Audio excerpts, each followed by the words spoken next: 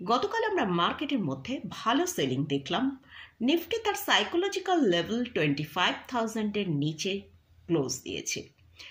তো নিফটির ক্লোজিং আমরা পেয়েছি 24,968-তে। তো এতটা সেলিং কেন এসেছে? নিফটি কেন 25,000-এর নিচে ক্লোজিং দিল সেটা নিয়েই আজকের ভিডিওয়ে আলোচনা করব। এর সাথে সাথেই রিলায়েন্স ইন্ডাস্ট্রিজের রেজাল্ট এসছে, তো সেই রেজাল্ট কীরকম এসছে সেটা নিয়ে আলোচনা করব। এছাড়াও দুটো স্টক নিয়ে আলোচনা করব, যেসব স্টকগুলো আপনারা আলোচনা করার জন্য রিকোয়েস্ট করেছেন তারই মধ্যে থেকে আজকে দুটো স্টক নিয়ে আলোচনা করব। চলুন তাহলে ভিডিওটা শুরু করা যাক। ভিডিও শুরু করার আগে বলি, আমি এই মার্কেট নিয়ে রেগুলার আপডেট দিই এবং বিভিন্ন স্টক নিয়ে আলোচনা করি। যদি মার্কেট আপডেট এবং স্টক সম্পর্কে ইন্টারেস্ট থাকেন তাহলে চ্যানেলটা সাবস্ক্রাইব করে রাখতে পারেন, আর পাশে থাকা বেল আইকনটা প্রেস করে রাখবেন। আমি ভিডিও আপলোড করার সাথে সাথে আপনাদের কাছে ভিডিওটা পৌঁছে যাবে। তো শরীরটা ঠিক যাচ্ছে না, তাই জন্য গতকালও কিন্তু ভিডিও আমি শেয়ার করতে পারিনি। তো যাই হোক, মার্কেটে এতটা সেলিং এসেছে। নিফটি তার যে স্ট্রং সাপোর্ট লেভেল এবং সাইকোলজিক্যাল লেভেল 25,000-এর নিচে ক্লোজ দিয়েছে। তো সেটির বিষয় নিয়েই আজকের ভিডিওয়ে আলোচনা করব। তো আমরা যেটা দেখতে পাচ্ছি, নিফটি তার ইম্পর্ট্যান্ট লেভেলের নিচে ক্লোজটা দিয়েছে। তো গতকাল আমরা দেখেছি নিফটি 0.5%-এর মতন, অর্থাৎ 143 পয়েন্ট নিচে 24,968-তে ক্লোজিং দিয়েছে এবং লো যেটা তৈরি করেছিল সেটা 24,918। 24,900-কে সাপোর্ট রেখে আমরা দেখেছি ক্লোজিং দিয়েছে 24,968-তে। আর হাই যদি দেখি নিফটির, সেটা হচ্ছে 25,144, অর্থাৎ হায়ার লেভেল থেকে আমরা নিফটিকে দেখেছি প্রায় 226 পয়েন্ট কারেকশান গতকাল নিফটির মধ্যে এসেছে। তো নিফটির মধ্যে এতটা কারেকশান কেন এসেছে আগে সে বিষয় নিয়ে ডিসকাস করি। আমরা দেখতে পাচ্ছি এফআইসরা, ফরেন ইনস্টিটিউশনরা লাস্ট কয়েকদিন ধরেই তারা কিন্তু একটা সেলিং মোডে রয়েছে। আমরা যদি দেখি যে এখনো পর্যন্ত জুলাই সেশনে এফআইসরা 16,000 করোড়েরও বেশি তারা সেলিং করেছে। কিন্তু সেক্ষেত্রে আমরা যদি ডিআইএসের পজিশন দেখি, ডিআইএসরা লাগাতার লাস্ট প্রায় 9 দিন 10 দিন ধরে তারা কিন্তু একটা মার্কেটের মধ্যে বাই করছে। তার জন্যে কিন্তু আমরা মার্কেটে না হলে আরও অনেক বেশি সেলিং প্রেশারটা দেখতে পেতাম। এছাড়াও কোয়ার্টার ওয়ানের রেজাল্ট কোম্পানিগুলো প্রোভাইড করছে, সেখানে দেখতে পাচ্ছি বেশিরভাগ কোম্পানিরই রেজাল্ট, কোয়ার্টার ওয়ানের যে রেজাল্ট আসছে সেখানে সফট আসছে। আমরা লাস্ট থার্সডেতে দেখেছি এক্সিস ব্যাংকের রেজাল্ট এসছে, সেখানে কিন্তু এক্সিস ব্যাংকের নেট প্রফিটের মধ্যে ভালো ডিক্লাইন, অর্থাৎ 4%-এরও বেশি ডিক্লাইন দেখিয়েছে। এবং তার ফলে আমরা দেখেছি ব্যাংক নিফটির মধ্যেও আমরা গতকাল দেখেছিলাম যে ফ্রাইডেতে ব্যাংক নিফটির মধ্যেও ভালো প্রেশার এসছে। এর ফলে কোটাক ব্যাংক এবং এইচডিএফসি ব্যাংক, দুটো ব্যাংকই প্রায় 1.5%-এর মতন কিন্তু সেলিং দেখিয়েছে। আজকে এইচডিএফসি ব্যাংক এবং আইসিআইসি ব্যাংকের রেজাল্ট আছে। কীরকম রেজাল্ট আসে সেটা কিন্তু আমাদের ওয়াচে রাখতে হবে।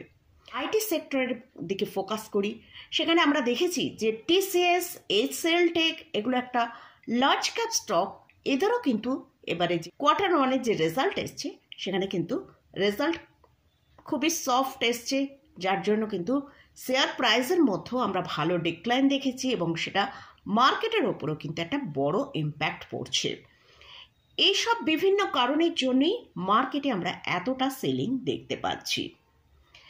নিফটির জন্য যেটা এখন স্ট্রং সাপোর্ট আছে সেটা হচ্ছে 24,800 থেকে 24,850, আর ওপরের দিকে যে রেজিস্ট্যান্সটা আছে সেটা হচ্ছে 25,150 থেকে 25,200। যদি এই রেজিস্ট্যান্সকে পার না করতে পারে তাহলে কিন্তু নিফটি এই 25,150 থেকে 200-র কাছে যদি যায়, সেখান থেকে আমরা ভালো সেলিং আবার নিফটির মধ্যে আসতে দেখতে পারি। তো এটা মার্কেট নিয়ে আলোচনা করলাম। নিফটি কেন আমরা লাস্ট ফ্রাইডে গতকাল এতটা নিফটিকে সেলিং দেখেছিলাম সেটা নিয়ে আলোচনা করলাম। এবারে আমরা রিলায়েন্স ইন্ডাস্ট্রিজের রেজাল্ট গতকাল এসেছে, সেখানে কিরকম রেজাল্ট এসছে সেটা নিয়ে একটু ডিসকাস করব। রিলায়েন্স ইন্ডাস্ট্রিজের Q1 রেজাল্ট এসছে এবং নেট প্রফিটের মধ্যে কিন্তু একটা ভালো আপমুভ দেখতে পাওয়া যাচ্ছে। তো আমরা যদি রিলায়েন্স ইন্ডাস্ট্রিজের Q1 রেজাল্টটা দেখি, জুন 2025 এদের যে সেলসটা এসছে সেটা হচ্ছে 2,43,632 করোড়। মার্চ 25 যে সেলসটা এসেছিল সেটা 2,61,388 করোড় এসেছিল। অর্থাৎ কোয়ার্টার বেসিসে কিন্তু আমরা দেখছি সেলসের মধ্যে ভালো ডিক্লাইন রয়েছে। আর আমরা যদি ঠিক এর আগের বছর অর্থাৎ জুন 2024 সেলস দেখি, সেটা আমরা দেখতে পাচ্ছি 2,31,784 করোড়। অর্থাৎ ইয়ার অন ইয়ার বেসিসেও আমরা সেলস দেখছি ফ্ল্যাট এসছে। কিন্তু আমরা যদি আদার ইনকামের দিকে ফোকাস করি, সেখানে আমরা দেখতে পাচ্ছি একটা বড় জাম্প এসছে, যেটা জুন 2025-এ। জুন 2025-এ আদার ইনকাম এসছে 15,119 করোড়, যেটা মার্চ 2025-এ ছিল 4,905 করোড়। এর ফলে কিন্তু আমরা নেট প্রফিটের মধ্যে একটা বড় জাম্প দেখতে পাচ্ছি। তো আমরা যদি নেট প্রফিটের দিকে ফোকাস করি, সেখানে আমরা দেখতে পাচ্ছি নেট প্রফিট জুন 2025-এ এসছে 30,783 করোড়। মার্চ 2025-এ সেটা হয়েছিল 22,611 করোড়। নেট প্রফিটের মধ্যে যেহেতু আদার ইনকাম বেড়েছে, তার জন্যই কিন্তু আমরা নেট প্রফিটের মধ্যে একটা ভালো গ্রোথ দেখতে পাচ্ছি। তো আমরা যদি এবার রিলায়েন্স ইন্ডাস্ট্রিজের চার্টের দিকে ফোকাস করি, সেখানে দেখতে পাচ্ছি রিলায়েন্স ইন্ডাস্ট্রি লাস্ট ফ্রাইডেতে ক্লোজিং দিয়েছিল 1476-এ, অর্থাৎ একটা ফ্ল্যাট টু নেগেটিভে ক্লোজ দিয়েছিল। আর লাস্ট 5 ডেজে স্টকটা 1%-এরও বেশি ডিক্লাইন দেখিয়েছে। তো স্টকের জন্য যেটা স্ট্রং সাপোর্ট রয়েছে সেটা হচ্ছে 1450। যদি এই সাপোর্টটা ব্রেক করে, তাহলে কিন্তু স্টকটা নিচের দিকে 1380 পর্যন্ত নিচের দিকে চলে আসতে পারে। আর যদি এই সাপোর্টটা মেনটেন করতে পারে, তাহলে স্টকটা ওপরের দিকে 1500 থেকে 1526 টাকা পর্যন্ত একটা আপসাইড দেখাতে পারে। এবারে আপনারা যেসব স্টক নিয়ে আলোচনা করার জন্য রিকোয়েস্ট করেছেন, তার ফার্স্ট যে স্টকটা নিয়ে আলোচনা করছি সেটা হচ্ছে হোন্ডাই মোটর। স্টকের কারেন্ট প্রাইস চলছে 2,120 টাকা। লাস্ট 6 মান্থে এই স্টকটা 19%-এর মতন র্যালি দেখিয়েছে। লাস্ট 1 মাসে 11%-এর মতন র্যালি দিয়েছে। আর 52-উইক হাই যেটা তৈরি করেছে সেটা 2,265 টাকা। সেখান থেকে এখন স্টকটা প্রায় 5% নিচে ট্রেড করছে। তো স্টকের ইমিডিয়েট যে সাপোর্টটা আছে সেটা হচ্ছে 2,050 টাকা। যদি 2,050 ব্রেক করে, তাহলে স্টকের মধ্যে কিন্তু ভালো সেলিং আসার সম্ভাবনা আছে।